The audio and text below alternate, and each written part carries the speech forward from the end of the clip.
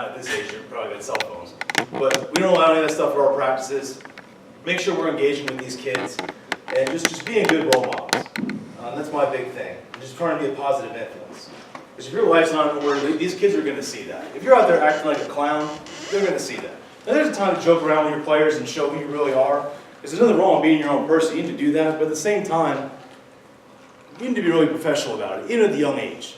All right? They really need to know that you're the coach, you're there to help them, and you need to care about these players. All right? One of the things you can say about our coaching staff, me in particular, is I'm not the best coach out there. I don't claim to know everything. I know a little bit. I've been around for a while. But one thing you can never say about me and our staff is that we don't care about our players. We've never been there for our players. All right? If you say otherwise, you're a liar. That's one of the big things that we like doing. And just to kind of recap, even at the young age, these kids need to know the expectations right away. You need to set those ground rules. They need to know when they now. I know when it comes to attendance with U11, U15, things like that, kids aren't driving. The parents are kind of at fault for that. You can't blame the kid for getting there a little late if mom and dad were doing something and just drove them late. So you can't really get on to them about that. But you need to be able to preach attendance to them, and that way they're going home and telling, and they're getting on their parents. Hey, mom, dad, I got to get there. You know, the coach doesn't get mad at me. I got to get there. So that's one of the things you need to talk about.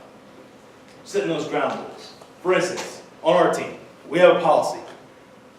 On our away trips, kids don't drink, coaches don't drink. I know this doesn't apply to a lot of you, but you're going to see why in a second. That's part of our rule. I don't care if it's a movie, the program, you're a 40-year-old freshman coming in and we want a beer. It doesn't happen. It doesn't matter.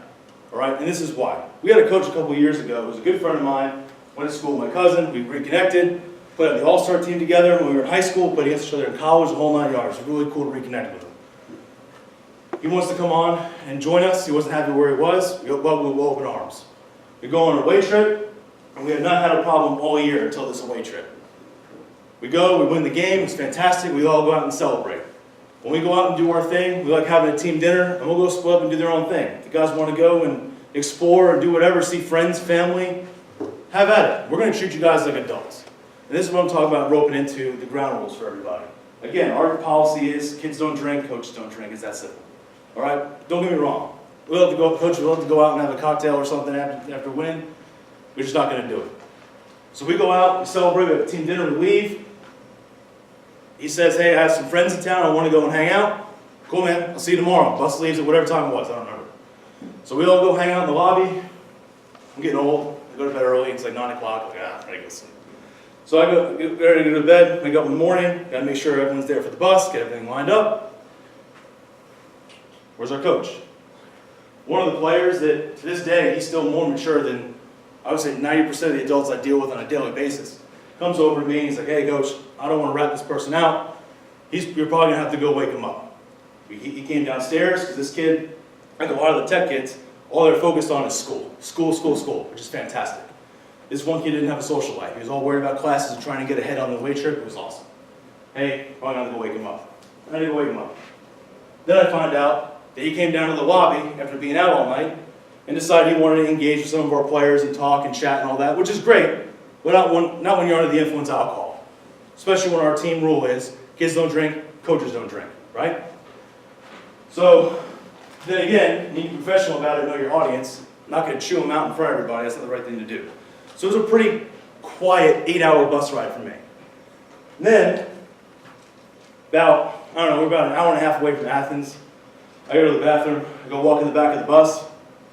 I smell something, like alcohol. I stop one of the kids. What are you doing? Nothing. What are you drinking? Nothing. What are you drinking? I got a little bit of rum in my coat. Okay? What part of that is acceptable? Well, coach was doing it. Yeah, he was. You're absolutely right. We'll deal with that later. Got in the car ride. Well, unfortunately for him, he rode with me, and I have an hour and a half drive home from Athens. So it was a long road trip for him. So we decided to do that, decided we were going to part ways. And that, for me, really clicked with, wow, these kids are really watching everything we're doing. They are really honed in to how we're acting when we don't think they're watching us. And especially, now that I'm coaching this youth team, these kids are 9 and 10 years old, I'm very aware of that. And when I'm talking to the other coaches, and they see the coaches talking, and us talking to the referees, you'll catch them. You'll catch them looking at you, like, hey, what are they saying? So you need to be professional about it and lay those ground rules for your team. And sorry to kind of go off on that, I just felt that it was important. But that's one thing that you guys have to realize, is no one's a saint, but just know that these kids, no matter what age group they are, they're really looking at you. You really are that positive role model in their life. Because they've got a lot going on at home too, so you need to really make sure that you're on your A game when you go to practice. All right. So what I'm here to talk about is the team defense for youth lacrosse, okay? So what I want to show is on this slide, you're going to see some basic defensive rules with some lacrosse terminology in there. Call up half the field with your body, everyone communicate. Your stick's either going to be on your man or in the passing lane. If the ball is above GLE, everyone is above GLE. If the ball is below GLE, then everyone must be a stick length from the player on the crease. We all know that, right? Those are all basic defensive rules. Well, how many of your players would know exactly what you just said? Very few, right? So when people, I don't have kids, none that I know. So when people ask me if I have kids, I tell them I have 45 of them. Because not only do I have 45 players, you got me out there. I told you the tech guy would be able to do it. So I have 45 different players. We've got 5 coaches. Every single one of us has a different personality. So when you're, especially these young kids, I catch myself kind of teaching like I'm coaching a college kid, and I have to stop myself back up and really dissect what I just said into shorter sentences and being able to explain the little things in between each one. Because you're going to say, hey, make sure if the ball's above GLE, you're above GLE. Got it? All right, gotta go. Good job. And you're going to walk away, and the kid's going to be like, what? What did he just say? So you need to explain it to them. Explain to them what GLE is. It's goal line extended. Kids are, especially that age, kids are visual. They're going to look down, they're going to go, okay, that's the goal line, right? That's where the goalie is. You need to get in there and walk the length of the field. Walk to the sideline. Walk to the other sideline. Let them know what that means. It's an imaginary line. That's what we mean above goal line extended. So like we talked about knowing your audience. And not all kids are going to learn the same way. What may work for one is not going to work for the other. So you need to make sure that you're getting through to all those kids. And just like Coach Freeman was saying, goalies are a different breed. Why would you do something with an attackman he mentioned and not the goal? You wouldn't do one thing or the other, right? Leave them out. It's the same thing. So you need to make sure that all these kids are paying attention to you and make sure you'll know. You guys all know. We've all been coaches. You guys coach. You know when you're getting through to a kid or not. Trust me. It's going to be more beneficial for your program and you to take that extra second and just make sure they all got it. Because if you say, you explain it, you got it, you're good, no one's going to raise their hand and say, Coach, I don't get it. Because they're going to be embarrassed, especially at the youth level. And that's just part of it. We were all there before. So make sure that you're getting through to these kids. Oh, awesome. Thanks, Coach. So we talked about the hips being on the sideline, right? Hips should be pointed at the sideline as much as possible. And like I said, you're the coach. Get in the drill and show them. All right, there's times where I sit up with our guys and make sure they wear a helmet. Sometimes for me, the safest place is in the goal. Trust me. So I just make sure that I'm getting in that drill and I'm showing these guys exactly what we're doing and what I expect of them. That's just the way to do it. If you don't get anything from this presentation, the one thing I want you to get is you have to have these guys communicate. Everybody has to talk. Just like the Georgia Tech guys were saying. They've had some very great goalies. All right, one's haunted me for 5 years. I still hear the name and I cringe, just like Holland Frost, the face-off guy. Matt Evans brought up before, and my stomach gets upset. They've had some great players. We've had some great goalies too. They have to be your most athletic person out there. That whole of, we're going to take this guy who really doesn't fit in, and his stick skills aren't that great, we're going to make him a goalie. I promise you that's the worst mistake you're ever going to make. In order to be successful, you need a good face-off guy and a good goalie. And the other thing is communication. Everything else is fine. Because we can teach you guys, and we can teach our players how to play lacrosse. All right? We need guys who can listen, and we need leaders on the field. Think about it. You're on the sideline, and you're screaming, you're telling them to do something. By the time they look, because they're busy in their little bubble, by the time they go, oh, is Coach talking to me? What's he saying? Okay, it's too late. There's too long of a delay. So you need that quarterback on the field. And just like Coach was saying before in the last presentation, if you can't find a goalie and you have that defenseman that's yelling and screaming at people and just kind of taking command and being that leader, he needs to be your goalie. And you need to explain the importance of that. And I think that too many people just don't do that. I think it's just very, very important to kind of covet that goalie position and that face-off position. Because without a good goalie, what's going to happen? They're going to score on you all the time. And without a good face-off guy, what's going to happen? You're not going to have the ball. So you can't get possession, which in turn you can't score because you're on the ball. It's that simple. Any questions so far? Sorry. All right, so one of the things is, we talked about in that first slide is, your stick's either going to be on the player or going to have it up in the passing lane. So they're not going to understand some of this terminology, like I said before. So get in there with the long stick or the short stick and put that stick in the passing lane and say, okay, and it needs to be broken down. You need to have an offense out there, the defense out there, and every time that ball is moved, every single person on defense should be able to explain what they're going to do. And the only way they're going to do that is when you ask them. So we're going to say, hey, what's your move? Why have the ball? Well, if you get beat, who's going? Which side? I'm going to go this side. Then you're going to go. And then you're going to go. That's how it needs to be. You need to think a couple steps ahead. I know that's a lot to ask for youth, which is why in this I really like the zone. You'll hear that a little bit. So I'll give your zone flip out. So we talk about the ball at X. What I see a lot even in high school, when we go and recruit and things like that, in man-to-man, we got to make sure that our slides are still under control. What I mean by that is a lot of times people get sucked out on defense, and you guys seen it. You guys seen those 20-yard slides. It's impossible. You're doomed. So that's one of the things we have to kind of cut back on. So what I like doing, especially at the youth level, is telling them, hey, when that ball gets to X, everybody needs to match feet, pick up, communicate, get set, because right now he's not going to score from behind the net. Now you can make some moves and do some things to get the ball in front of the net and put it in. That's fine. But when that ball transitions to X, typically from the offensive standpoint, we tell our guys, if we want to run the ball through X, get control of it, see where we're on the field, and then go from there. So that's typically where we want to slow it down before we can kind of explode out of it. So make sure when that ball goes to X, that's their time to kind of match and get everything up. So without the communication, no one's going to be able to do that, right? So we got to make sure that when that ball gets to X, we can pick the ball up and go from there. Talk about that. So like I said, so now, especially in the man-to-man, I'll get to offenses that don't have a crease guy in a minute. But for now, most of the offenses you guys are going to see, they're going to have somebody on the crease. What worries me about, we're going to go over in a minute, the crease slides versus the adjacent slides. What worries me is when you harp too much on that crease guy's got to go, that crease guy's got to go. If you get some kid who's a smart player with some lacrosse IQ, he's going to know that you're that slide. So what do we teach our offensive guys? Hey, you're getting doubled or you see the slide, where are you throwing the ball to? Where the slide came from, right? The crease. That's exactly what we want, because we want the layup. Now, trust me, it's not the prettiest shot in the world. I get it. Everyone loves that, that 10, 12-yard, top shelf corner rip. Everyone loves it, right? Everyone celebrates and goes crazy. Or that one kid who loves to shoot from the restraining line, it goes in 1 out of 20 times, and the one time it goes in, they throw a ticker day parade for him. Right? We don't want that.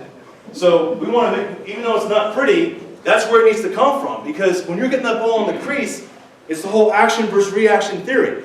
That goalie's going to have a quick second to react. That guy's got to get the ball out of his stick and put it in the net. So that shot's coming at him quick.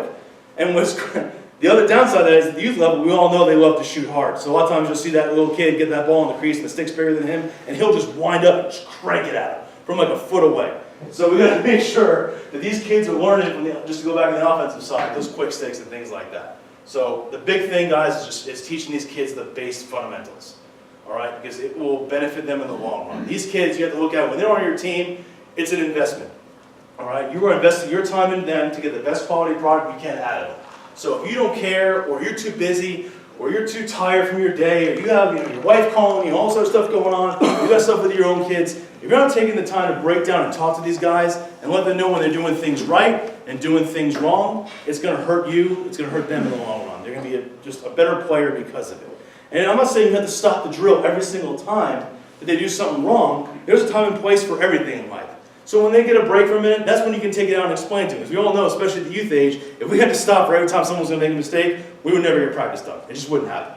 So we got to make sure, especially, is anyone coached by a youth team by themselves? That's awesome.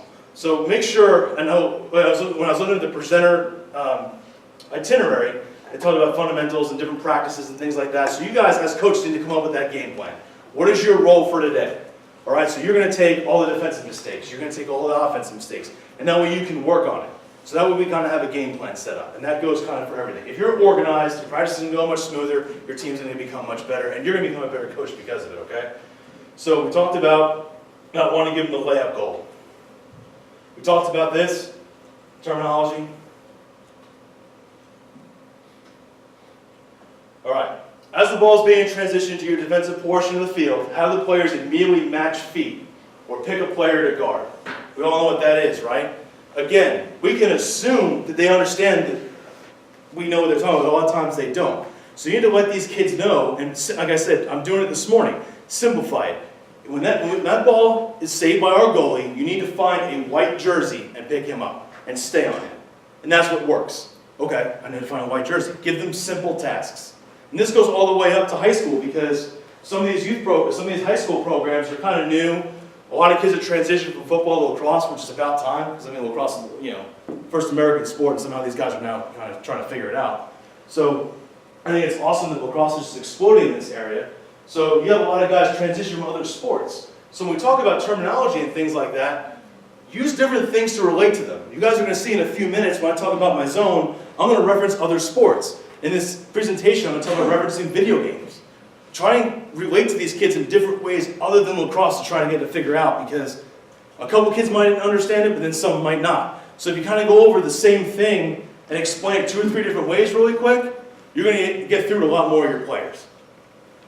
So we talked about the ball being transitioned to defensive portion and matching feet.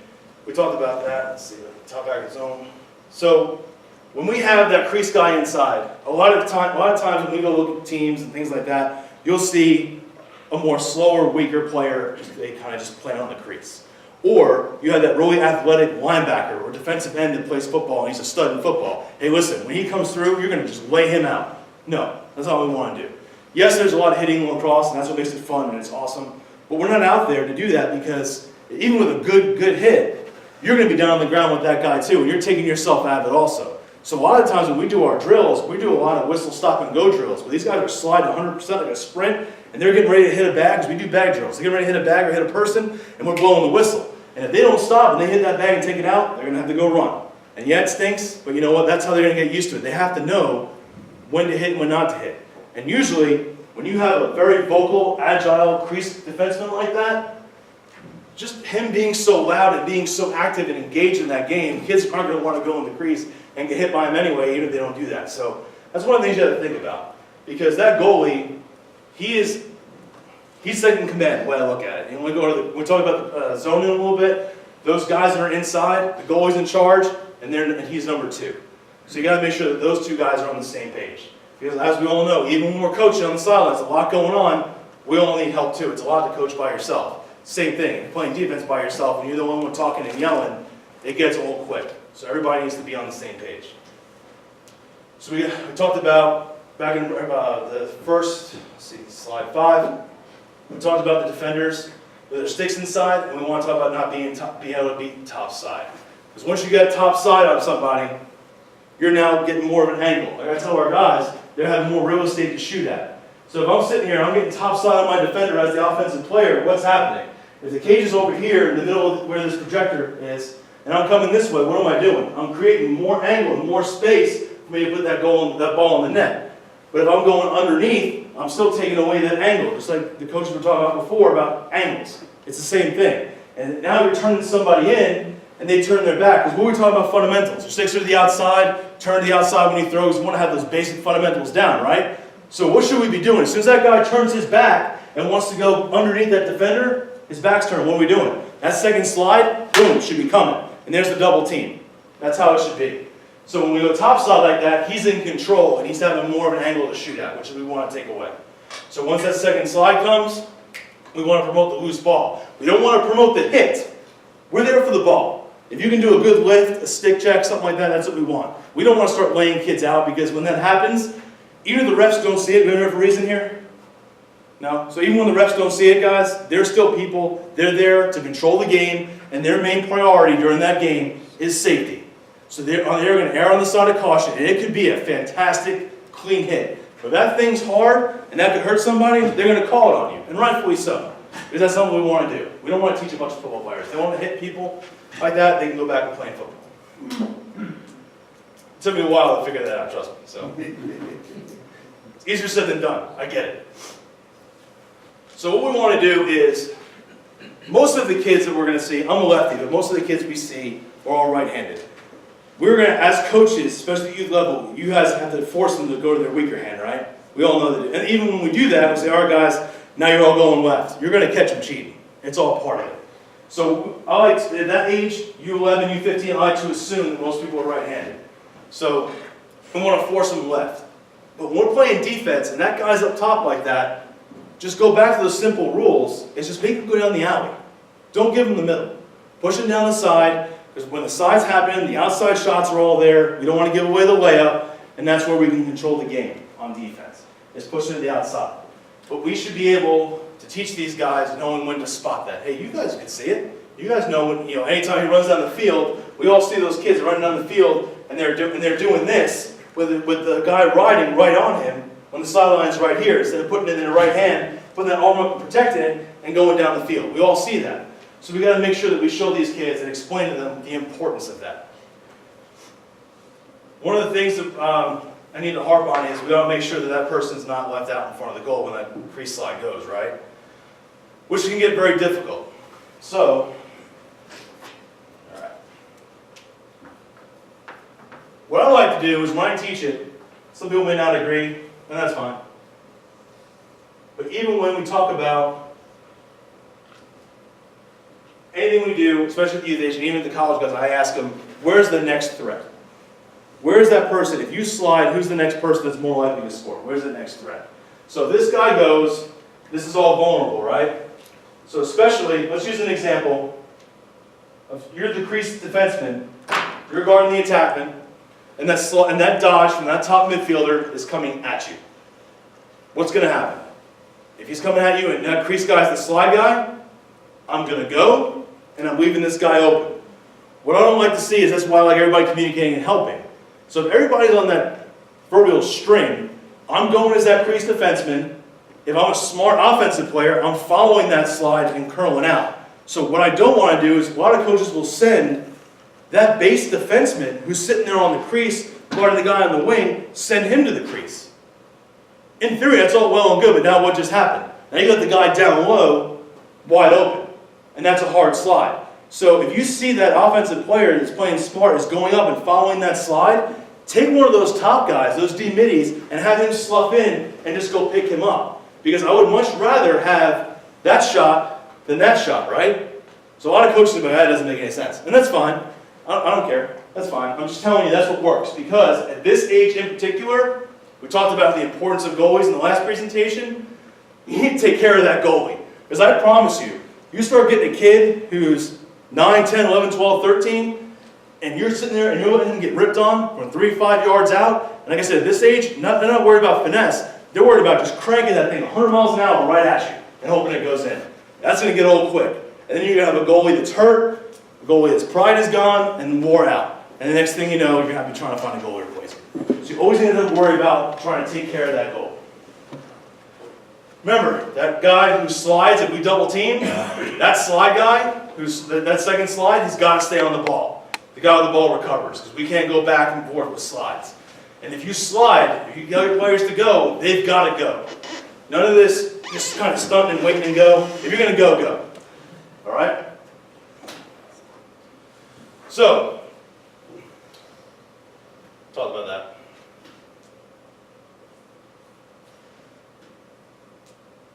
And now we're talking about what if they don't have a crease.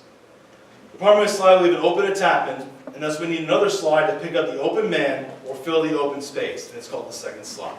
So, not many offenses are going to not have a crease guy at the youth level, which is why I work in the zone. And we're going to get into that in a couple minutes. Because we all know that especially if they're not doing that, you have to tell your defensemen, don't get sucked out. Establish ground rules. Just like we said, explain to them, show them, hey listen, this is the restraining line. I don't want you covering past here if that's the case. And this is where it goes out to. And see this line right here, see these hash marks? I don't want you going out past there. Because if you get kids so fixated on, oh, I have to cover this guy, I have to match that white jersey, you don't want him getting sucked out. And then now, when he gets beat, you've got that 20-yard second slide. And then other guy's open. We don't want that. So make it easy for them. You need to show them on a dry erase board, show them on the field, use them as dummies and move them if you have to. All right? Show them how far you want them to go out and establish those rules. That's the other thing is we're talking about anticipation. The defender should anticipate the path of the driving attackman and slide to where he's going to cut off his path and engage the ball carrier. It's kind of fancy. All we're talking about is make him go where you want him to go and use your feet. You know, this morning, all I was yelling at these 10-year-old kids, use your feet. They're so fixated on that stick, like Coach called it before, the goalies, the crutch. They're so worried about that. We all know, so talk to them about it. Guys, show it to them. So show them that if I'm running down the field, putting a stick on them is not going to stop them. The stick's just going to go. All right? Use other sports for examples. All right? Talk about taking angles in basketball and football and running to where he's going, not where he is. Use your feet to turn them. And again, when they turn, what happens? We control it. I'm very, very big with our team. You will, I don't care how great of an attackman you are, if you can't ride, you're not going to be on the field. If you're going to sit there and just try and get 7 goals a game and not ride, it's not going to happen. All right? Our thing is turning people. All right? We need to turn them. Just like on defense. Turn them down. Remember that the on-ball defender, so that guy who's got covering the ball, is playing defense the right way. They'll be forcing the ball carrier down the side of the field, just like we talked about. Don't let him go through the middle, guys. If you stay in front of the ball carrier, you can often get a double team and take away before the original on-ball defender is peel away, recover. It's all we just talked about, is turning that guy away. Just turn him away, making his back turn, slowing the game down, and you guys are controlling it. Slide man stays on the ball. Always. You don't have a guy go and slide and say, no, go back, go back, go back. Don't do that. Once he goes, we've all done it. Oh no, what are you doing? If they slide, because what's going to happen is when he's sliding, what's going on? Someone else is recovering. So if you tell him, no, man, don't do that, go back. Okay. And he runs back, thinking he did something wrong, and the other guy's, hey, you need to go back. Why? I'm supposed to be sliding. It's going to just mess everything up. If he goes, just go. All right? We'll own it. Thought about that? So try to help you guys out. Try to study this a little bit, so I'm going to go through a little slide.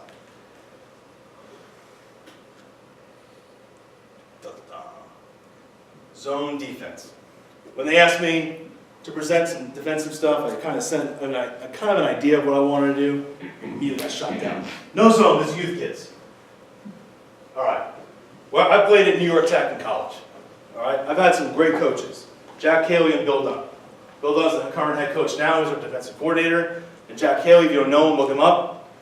Coach, I think he's in every Hall of Fame imaginable. All right. He's just an unbelievable coach. He's got videos on the backer zone and all this stuff.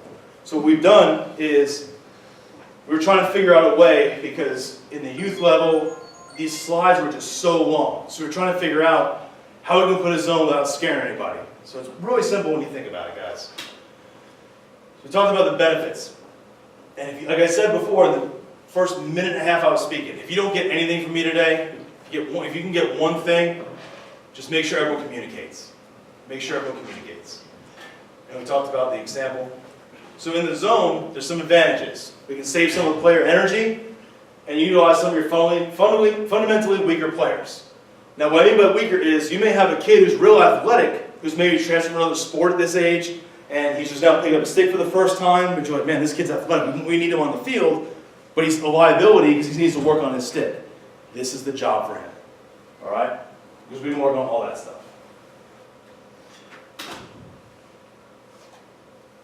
We talked about a couple minutes ago saving your goalie. All right? It's going to break them down if they start getting shots on them 2 or 5 yards out. It's not fair. Because I'm going to tell you right now, I'm not stepping in goal. All right? A lot of us don't want to do it. It takes a certain person to be able to want to go in there and just take shots. All right? Especially at our level from 90 miles an hour. I've been hit by accident, it hurts. You know, I still won't step in there. All right? Again, you're going to see on every slide, you're going to see something in there about communication. At your level, are you guys starting to use LSMs and things like that? All right.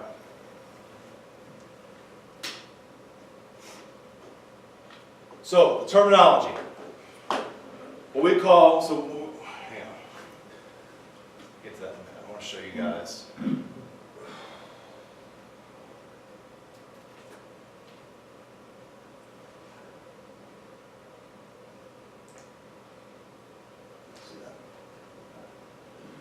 So I kind of just drew something in there for you. So we talked about terminology from other sports, all right? I like using the home plate, and that's how we're kind of set up. So we talked about earlier about how a lot of times when teams go in the zone, they put their bigger, more aggressive guy on the inside. It's just an animal and just wants to hit somebody, and that's what they're doing. No, not true. Those two, what we call backers, I'm going to go over each position here in a minute. Our two top backers, where you see those two P's in the middle, they're going to be your most vocal, fundamentally sound, agile. They're going to be your best guys. That's what you want in there. Those guys, what we're talking about is working on a string. One doesn't go without the other. And we practice that by putting a rope around them. We do. So that way they're sitting there and they're not paying attention. Those two guys need to communicate more than anybody. I don't care if they're talking about what they're doing on a Friday night. As long as they're talking and they're on the same page, that's all we want to do. We want to force those outside shots. Do not let the goalie have the layup scored on them. We don't want to do that. So what we want to do on the whiteboard is we draw it out. So you've got your top backer. You guys see the cursor? Yeah. So you got your top backer. That's your low backer. A pole here. Pole on the base. And you guys notice we're just above goal line extended. Then we are D-midi and D-midi. And this is what we talk about in the video game. We'll go back to that in a minute. So I wasn't going to spend a half an hour looking for something. But we all see how we have this little highlighter around this player, right? I use that as an example, and I use that as the creases example. You guys are going to have that highlighted zone part of the field. That is your responsibility. Your responsibility is to call out cutters, call out passes, call out shots, and you're going to hang out. A lot of times players will look at that base part of the zone, and they're going to sit there. If they're not doing something, that's not necessarily wrong. Because if they move out of that zone, what just happened? The entire defense has been broken down. And that's what we want. So tell them, as long as they're talking and they know they're in the right spot, if they're just standing there for a minute with the head on a swivel, their hips on the sideline, and they're looking and they're not just flat-footed, that's okay. We want to make sure that they have that zone. And I'll go over the breakdown of it here in a minute. But those two guys, so we want that top backer pole covering the ball as soon as it comes down the field. And we said, he's going to be that most vocal person. So he's yelling, I got ball, I got ball. One of the kids yell, I got back, I got two, I got two. Let him know if he gets beat which side he's going, that he's got backup. So if I'm that top pole and I'm that top backer and I've got the ball here on coach, and I hear, I got your back, I got your back, I got two, I got two, I got two, those kids are going to hear which side that's coming from. He goes, okay, good. If he goes this way, I'm passing him off to him. If he goes this way, I'm passing him off to him. None of this will work, guys. Nothing in this world works without communication. I know you're like, all right, guys, shut up about communication. I'm just telling you, it's the most important thing. So that's how we're going to kind of set up. And these are two different parts. So what we talked about is we're going to sit there and we're going to actually draw this out for our players and show them what that home plate looks like and what we expect. We're going to explain to them that these two right here, our backers are working on a string. So if this pole goes to X, what's happening? That top backer is going where? Where that pole was. If this pole goes, this guy goes. So he is going to be pulling that player up and down the field. That's what we want. These guys right here, these D-middies, we're forming that highlighted circle around. They're getting this area. This pole here is getting this area. Where are we most vulnerable on this? This is where we're going to ask you guys to participate. So right here, where are we most vulnerable? On the wing, right? In this spot right here, because this is where this highlighted circle and this highlighted circle, which is this area, that's where they're going to kind of meet. We don't want to pass off. That's where we're going to be vulnerable. So as that ball is going down the field, this guy's that bottom backer is sloughing in, that top backer is sloughing in, and those two guys are pinching. The two guys on the other zone, on the other side of the field, where the defense is, they're hanging out. Because if he goes, what's happening? Boom, right there, guy doorstep. Passing right through the crease, layup goal, which is what we don't want to do, right?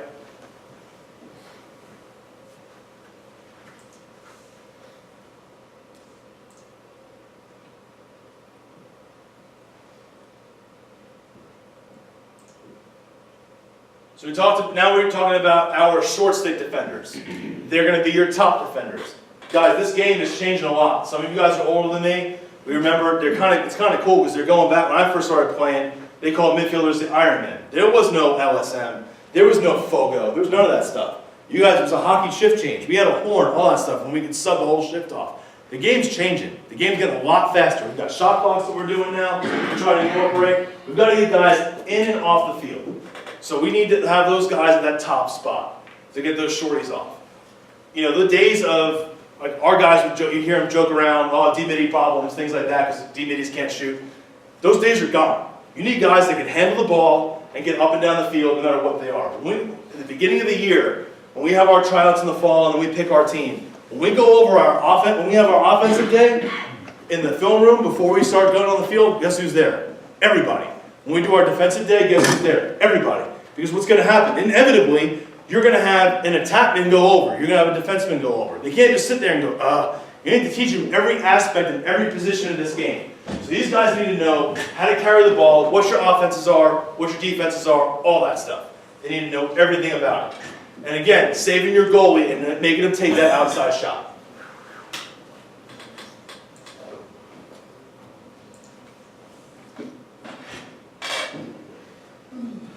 So what we're talking about now, the bottom two poles on that base.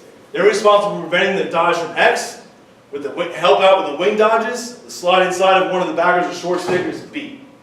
So, it's fancy terminology, but all we're talking about, guys, is playing that zone. If that ball's at X, we're not going to go behind X in the zone. We're not going to go back there. Now, we talk about your most agile, vocal, in-shape defenders are those two backers, right? We like to show and kind of go periodically. We don't like to say, hey, listen, you're not going and covering the ball at X when that ball's behind. Not doing it. Or you're going every time. Make them think. So you need to give the responsibility and the trust to those two backers and let them make their own decision and be adults and grown up with the game. All right? If that guy goes, he's got backup, that guy's coming, let them go. Don't let that team know when you're going back there. Make them make a decision. Make it for them. It's that simple. So we don't want to sit there and do that. But if that guy gets beat, all we're doing, guys, is closing the gap, pinching in, and stopping that guy from coming around the crease. Especially now they brought the dive back, which is scaring me. But I just see us getting penalties all day long. So, we just don't want to do that. Utilize your goalie in this zone. Don't just say, hey, listen, you're in the goalie, you stay in there and all that. Tell your goalie to get out. If that guy's coming around the crease getting ready to go, have that goalie come out and check him. Use a stick, use a lift, do all that stuff. Don't just let him sit in the goal. That goalie needs to be your most athletic person on the field. Our goalie for the past our current goalie for the past 3 years has done the highest bench, second on the squat, and first in the PT test in the running. That's the way it needs to be. All right? Make sure that guy's vocal and helping out with those defensive slides and those defensive hits, okay? That guy's got to be the quarterback. If that goalie's not talking, your defense is going to break down. You can call out cutters all day long. It's going to be a long day for you, I promise. It's going to be a long day and a very frustrating day. You need to just preach to these guys. They've got to yell out these cutters. So I talked about in these positions, guys, it's the easiest thing to teach these guys. They force them to talk. I'm kind of wrapping up. And what we don't want to do is force them, have in that man-to-man those long 20-yard slides that everybody sees and everybody gets scared of. So one of my favorite quotes is from Michael Jordan: just play, have fun, enjoy the game. At the end of the day, guys, we need to make this fun. If we get too analytical and too fixated on winning, everyone likes to win. Everybody likes to win. I don't care what level you are. You're there to compete. You're taking time out of your day to go compete in a game. Everyone wants to win. But these kids need to know the things they did right, things they did wrong, and a good team win and a good team loss. That's the biggest thing. I kid you not, today I had some parent yelling and screaming at the other coach because his kid didn't get enough face-offs. And my problem my entire life, my defense mechanism, is I smile. And it's got me in trouble all the way through school. Teachers yelling at me, I just kind of laugh. Parents yell at me, kind of laugh. Wife yells at me, kind of laugh. Gets me in more trouble. So I didn't know what to say. I smiled. I said, they're 10 years old. And I'm kind of sarcastic and dry, and he said something, and I said, well, Jocelyn's just called me. They're not able to make the ring fitting, so it's not a big deal. Don't worry about it anyway. He'll get more face-offs next time. And he kind of stormed out. I couldn't help it. It's just my personality. But that's how we talked about the first introduction when I was talking about this guy, is you are the role models. And if I exploded on him, they're going to see me reacting, and it's going to make you look better. You're the coach. You're the professional. Sometimes pride gets in the way. You got to suck it up and just eat it. It's just part of it. And you're not, I'll tell you right now, we all know. We're all coaches. You're not going to please everybody. It's not going to happen. If they want to do it better, let them do it better. The only thing we do is we ask to try. All right? This is my information. Does anybody have any questions about this? I kind of went through everything, so I'm trying to keep you guys on track. But does anyone have any questions about that zone? Nothing? All right. You said you're not sending anybody behind the goal when you're in the backer zone? Initially. So what we want to do is we want to let them be able to see that field and who has the back. And once we have that communication down, like, hey, if you're going who's got two, that's when you start sending them. But you send them randomly. Don't just say every time that ball's an X, you go back there. Or every time that ball's an X, you don't go back there. Keep that guy from X thinking, because as that ball goes through on the zone, everyone's kind of matching feet, everyone's kind of getting settled, everyone's getting ready to call out cutters, their sticks are in the lane. Don't let them dictate where they want to go, because you're going to see that guy kind of hanging up. Once that guy hangs up, you can go. So I'm not saying, I know initially I said, don't send them, but just at the very beginning. I'm talking like the very beginning of practice. Let them get comfortable in that, and then once I'm telling you, you're going to see these kids just beam with a smile ear to ear when you tell them as an adult, I trust you. When you want to go, you can go.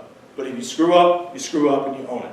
It teaches them responsibility, and it makes them aware of what's going on, and what they do is a direct thing with their teammates. So those two guys need to work together. And when you start giving different kids that role and giving that responsibility, they're going to become a better player because they have that adult figure telling them, hey, I trust you. This is what I'm telling you, you got it. That's what I like doing.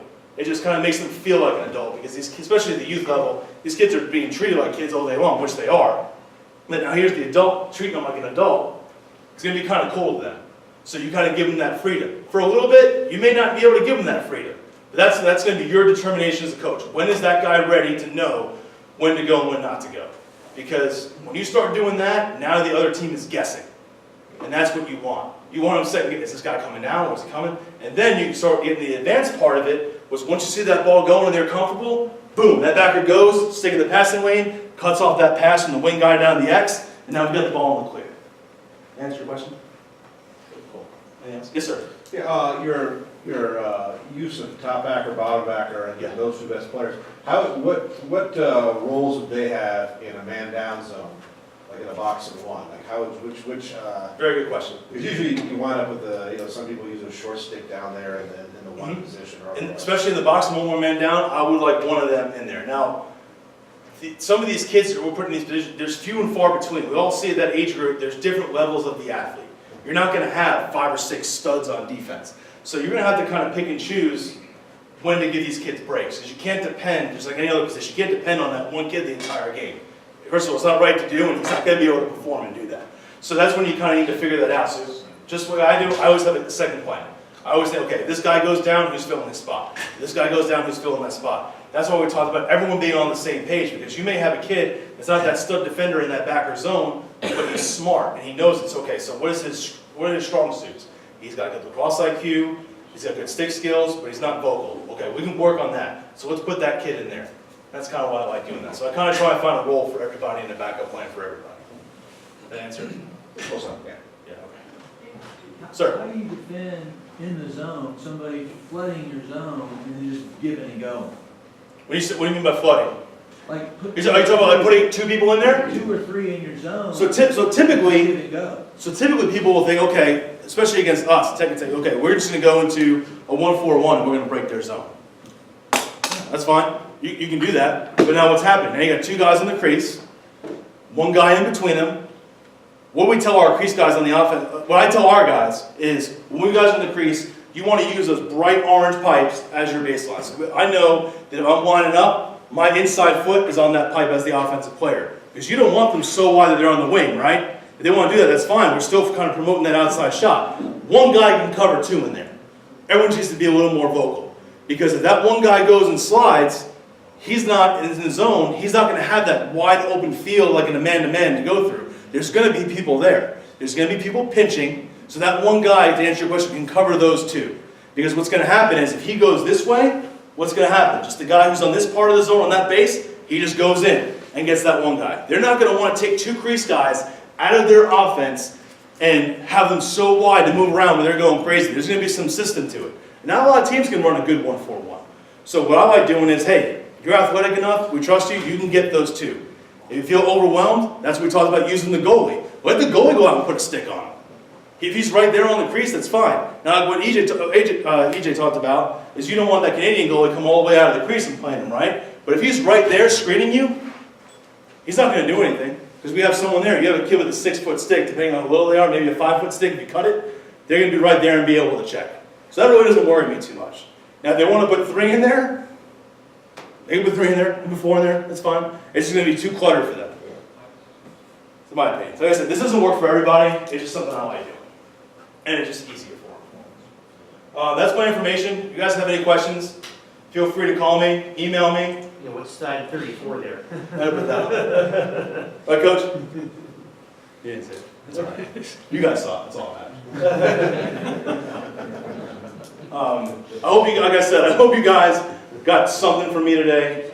If you don't get anything from me, you get one thing, guys, it's just communication. Just talk to these kids, get down to their level, explain 3 or 4 different ways, the best you can. And we're all coaches, we all try and do a good job. At the end of the day, that's all we can ask for. If anybody wants more information on the zone, a better breakdown, if they want the PowerPoint and things like that, just email me. I'll send it to you. I don't care. You can even take my name out and take credit for it. I don't care. It doesn't matter. All right? But if you guys have any more questions about it, I can talk about this zone for 3 or 4 hours. I just don't want to tie you guys up. So I tried to kind of simplify it as much as I could. But it's very easy. It's very easy to teach these young players, and it just gives them that sense of responsibility. Anything else? Well, thank you for having me here today.